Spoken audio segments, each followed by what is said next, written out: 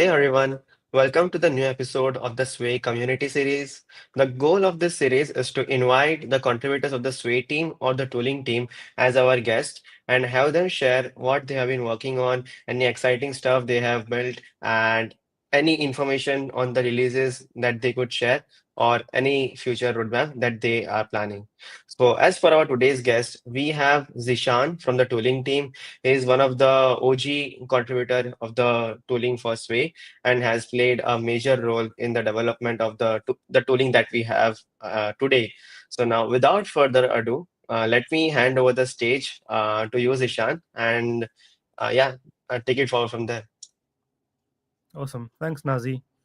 I'm Zeeshan I'm from the tooling team, and today I'll just be giving an update on what the tooling team has been working on, uh, the tools that we have developed, and things that are in the pipeline. And specifically, we'll be talking about two tools that have been released, or actually, one has been released and one is in the pipeline. Um, but before that, I'll give you some updates on what the tooling team has been working on. So I'll just, and this will sort of be like a live. So there's no slides or anything. It'll just be I'll be sharing some code, maybe giving some demo on how to use the tools. So that's what you can expect from this call. Awesome. So yeah, I think just for some quick updates, we have released the forc pub or the registry, which is the canonical registry where you can deploy your so once you deploy your contracts, you can sort of host them there for other people to pull down and view. The ABI is also there too, and this is like just a public registry which you can point your fork tunnel to and use dependencies from there rather than having to have them downloaded locally, for example.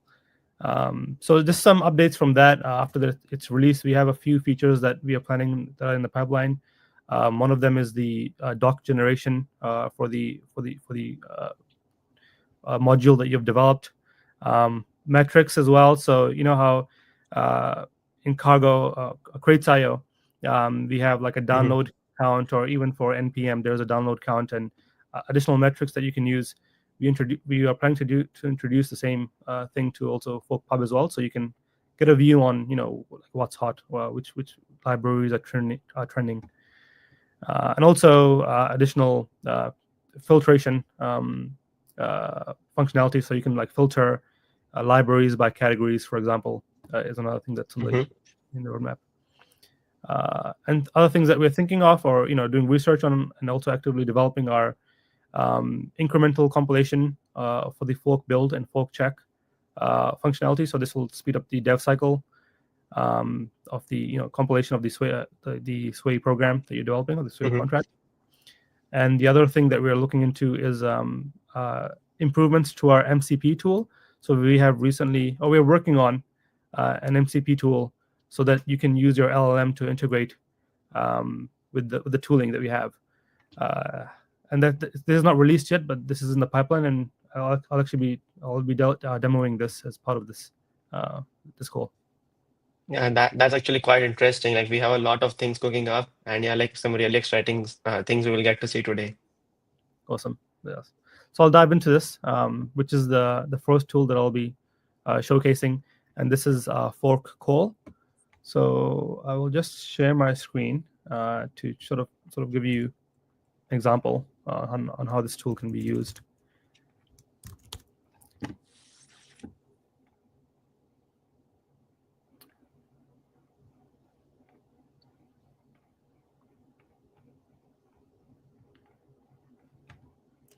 So you should be seeing an IDE, I think. Yeah, it is visible. Would you mind zooming it a bit, like so Yeah, that the fonts are clear? Yeah. yeah. So just actually ignore this for now. First of all, I'll show you the the docs. So the PR in which this was introduced. So um, just a quick update on what forcall is. Actually, over here, this is the docs for forcall. So it's a CLI tool which can be used to interact with contracts that are deployed on the Fuel VM. And this can be, a Fuel VM like the main net or the test net, or even a locally running node. So this is equivalent to something like cast. If you've used cast from the Foundry tooling, where you can use cast. I think it's cast call or cast send to query contract state and also perform transactions. So yeah, forc call is inspired by that and will allow you to do the same functionality if you use the tool. So yeah, over here we have the docs. So this is already released in the v69.1 Sway release.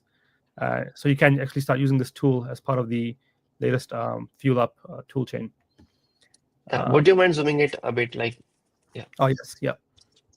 So this is just thanks. some docs on getting started and how you could potentially use this tool. So yeah, I'll quickly show this and then I'll actually give a demo. So for example, if you have a Hmm. contract, very simple contract that has the add function, the normal scenario that you would use to sort of test this is that if you want to quickly test it, you would open up the Sway playground, for example, implement this a contract, and then use the UI to test it. Um, the other approach is writing your tests in Rust, for example, as part of the Sway, or your tests in Sway as well.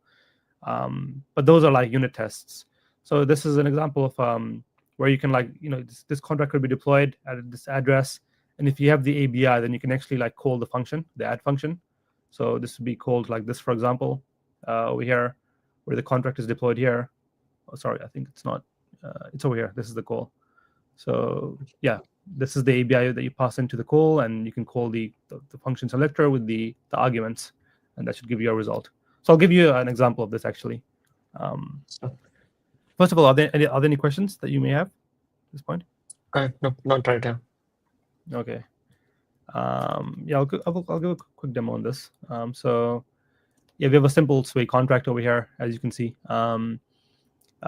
It's a counter, so it'll have a get count and an increment count function.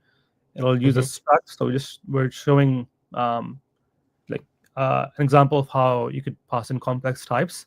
So this is not something that you would see in Solidity, for example. Or you could have structs, but they are like encoded in Hmm. the same way as you encode other data types. But over here, the types can get quite complex, so they have their own sort of encoding style. And we're just going to show an example of that. So yeah, you have two functions, the get count and the increment count. So I will first show you how you can call both of these functions. So first of all, we'll run a local node, and we will deploy a the contract. We're using the default signer. And once this is deployed, I'll just copy over the command from my other file. So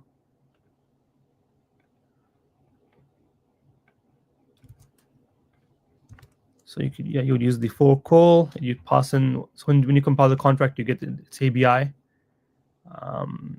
So the ABI is required at the moment to use the forc call Hmm. functionality. So yeah, this is deployed to this address.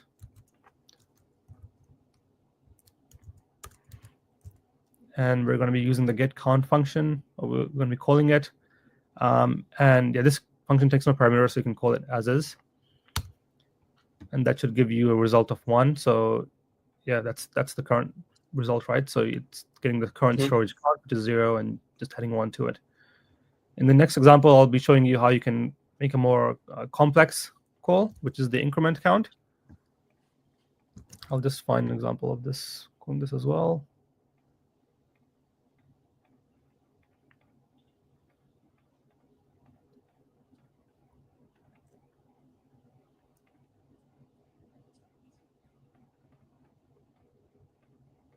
Oh, I don't think I have an example. Okay, let's try to do it on the fly. So Hmm. the function is increment count. And it's taking in one parameter, which is an address. This is a struct. And if you look at the docs over here, we have details on how specific types can be encoded. So if you have a Boolean type, you just pass in true or false, or if you have other primitive types, like a string, you pass in the string itself. struct is a complex type, so you would pass in the values as they are. So in this case, the value is actually a tuple, and you would need to go to the Mhm. tuple and pass in this as is. So you would encapsulate the tuple in the parentheses, which is the struct. So if you go back here, this is the struct, and the value is a tuple. So we'll just do, I think, maybe 1, 2. Hopefully this works. Okay, that worked. So we actually call the increment count, and there's no result being returned, right? So you can Mhm. like we also in this part of this code, we can see that we also log out, we emit a log, so we can actually view the verbose output, and we should see the log being emitted, which is the current count, which is 0, getting the first value of the tuple, which is what did we pass in? 1. I think one. The second one 2, so it should be 3 in total. That's the trace, the transaction trace. But you will see that this will still get a count of 0 because of 1, because as part of forc call we allow someone to make like simulated calls or dry run calls, Mhm. and also give the ability to perform the transaction itself.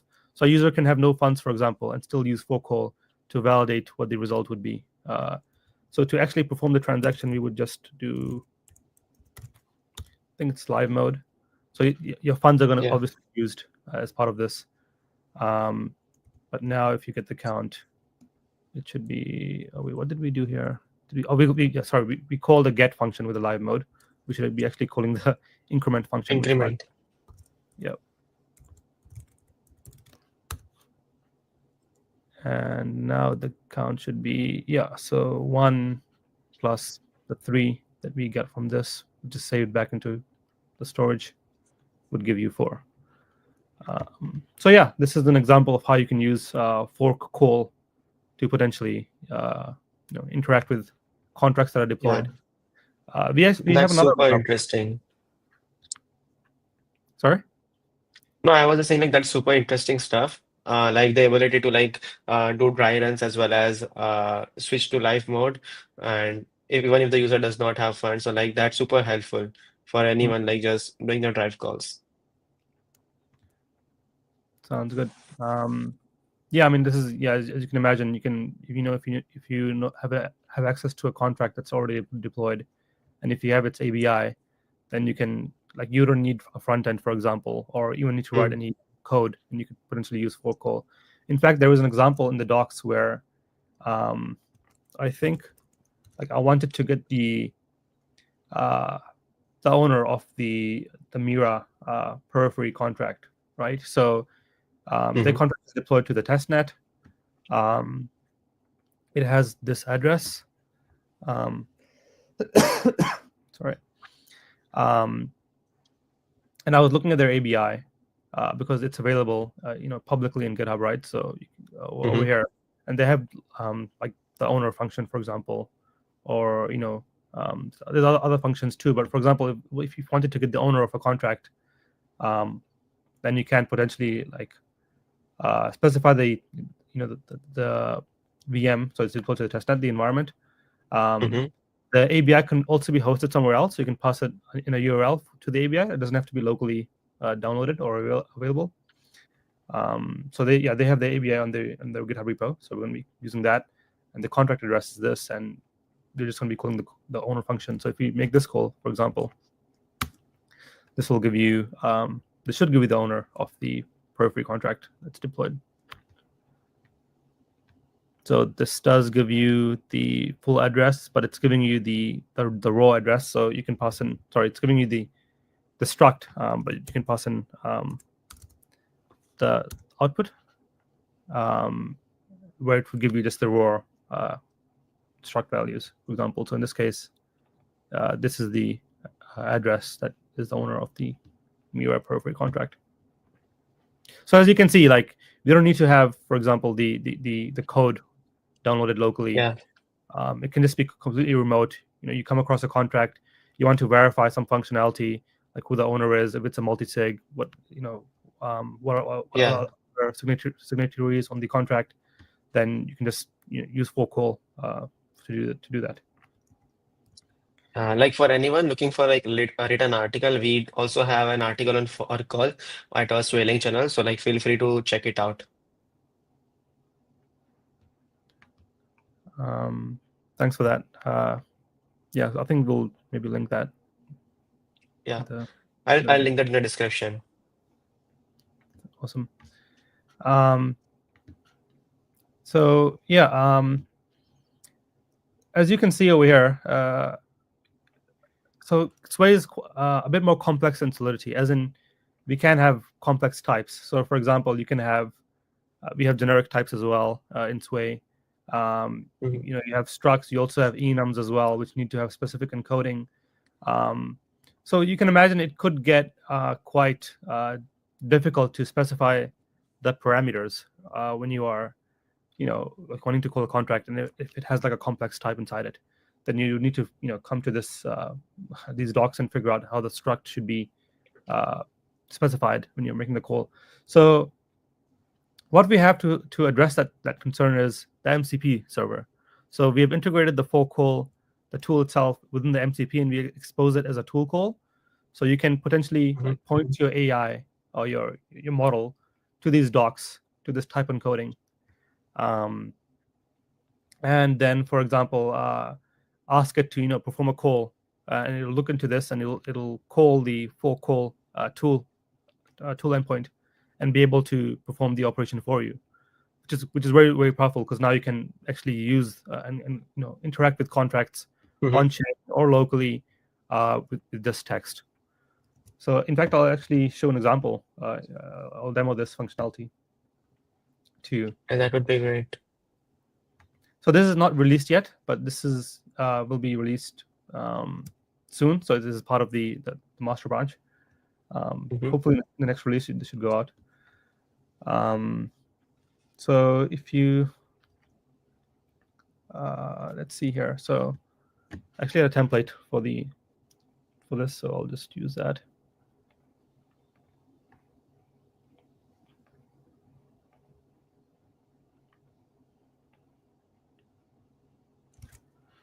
What is the MCP server that we have?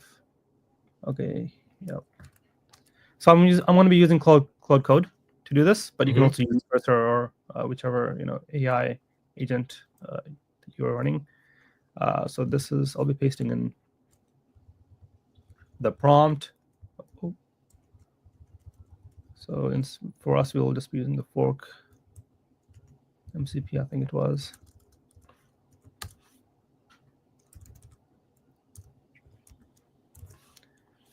And the contract is deployed. Sorry, the source code that we have is in source main. I don't think you need to specify this. You just need to say um, it's deployed. So where is it deployed to? So we were saying we're calling it at this address. Oh, sorry, that's the mirror one. This is R1.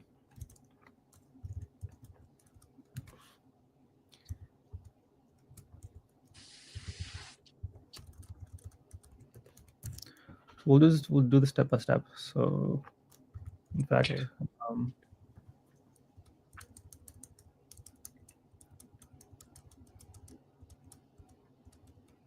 so yeah, what I have here is I'm asking the agent to use the MCP server that we have, um, Hmm.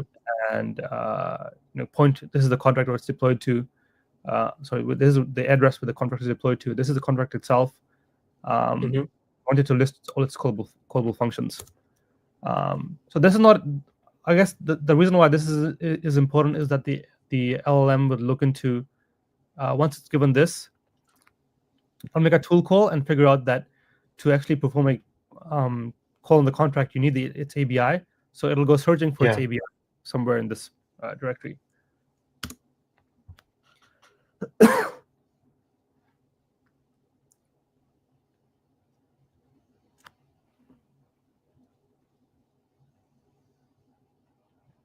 So you can see it's calling the list contracts. Hmm. Mm,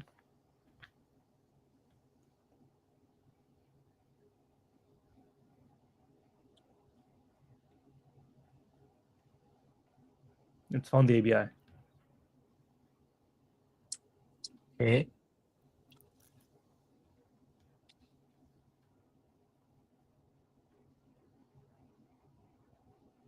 Hopefully, the AI doesn't hallucinate. But yeah, as you can see, the the result is here. So we can do additional things, right? So, for Yeah, example, I can ask it to like tell me the current count of the contract. So this contract is deployed locally, right? So the yeah, contract made a live mode change. So it should have been updated. Like it shouldn't be just giving us one by reading the code. yeah, So the current count is three, but so it returns four, which means the stored count of yeah. So it's telling us that this is three, but the value, the result is four, and we verified that with the call itself. yeah. Um, so there's additional things, right? So that I would like to show. Mm-hmm. So for example, you can also like ask it how much gas would it cost, right? And for this, it'll when we do the call, I think we can return the gas amount as well. That should be well. It should figure it out from So it the. will do dry run on its own for us.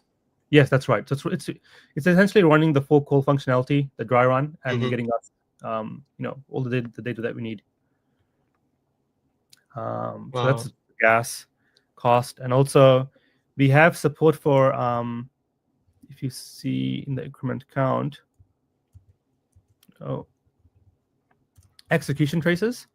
Mm-hmm. Um, so if you just specify a velocity level of 2, um, we can see like what happens uh, in the call, the full call itself. So when you call the increment count, for example, you're calling, sorry, I'll make this a bit bigger. It'll tell you that you're calling this function with these parameters, and it's emitting, Mm-hmm. this log, and it's returning this value. Yeah. And also, like if, for example, if you have like multiple um, like contract calls, so where this contract will call into another contract, and that does something Mm-hmm. or emits events or returns values, the trace should be able to show you all of that, and you can sort of figure out what's actually happening under the hood. And even like this will help debug things if they're going wrong somewhere, or if a panic occurs in some deeply nested contract that you're calling out to. So again, you can ask the same thing over here too. Mm-hmm. So like show me the execution trace, the trace of this the count call, and it should actually perform the call for you, and then Mm-hmm. yeah, give you the trace itself.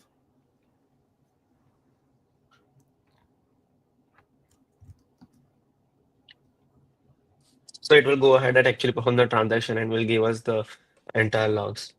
In dry run mode, yes. So Okay. you can make it live mode if you want to, and then it'll use your it'll probably ask you to like to pass in the required parameters, which is the signing key. Mm-hmm. So that's fine if you are hosting it locally, like if you're running this in Yeah. SCBIO mode. But I think we may have like we have this MCP server can be hosted remotely as well in HTTP streaming mode. So it is Mm-hmm. possible to run this like on the cloud somewhere, and then multiple people can point to this single URL, and this can be like the canonical MCP where people can use to interact with contracts for Focal if you use Focal.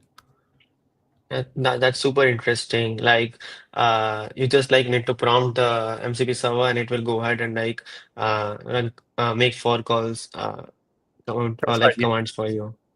Or you Yeah. can ask, Is it? like, sorry. No, I was just saying that is it possible for us to like just see the interaction of in live mode? Like, is it possible right now? Yep. So um, I think we can do that. So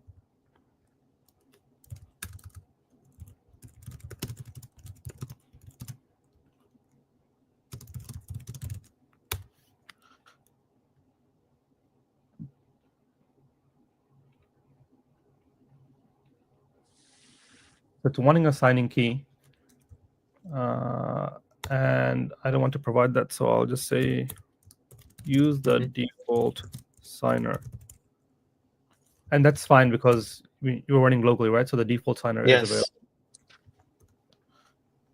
So hopefully this understands.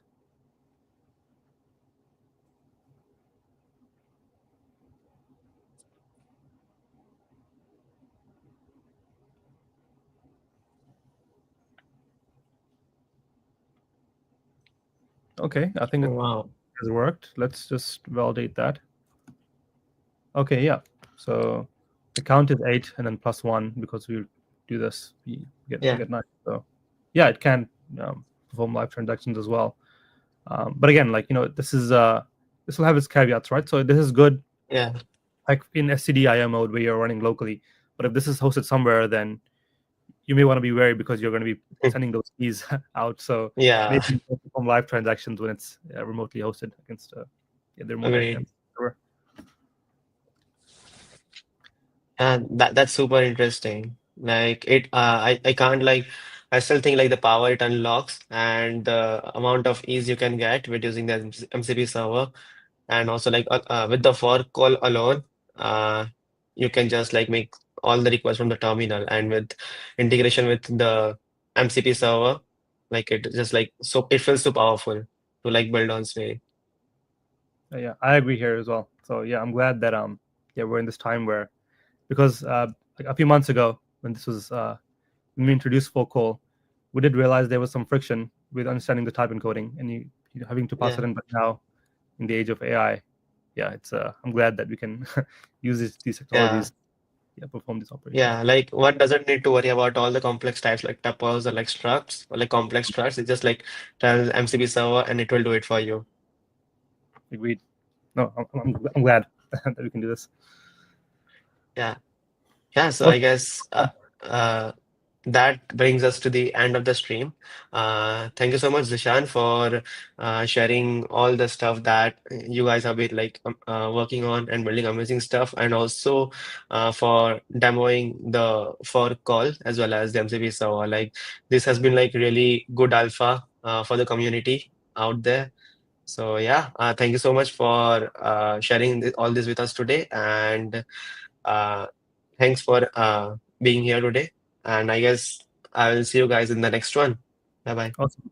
Thanks, Nazi. See you guys.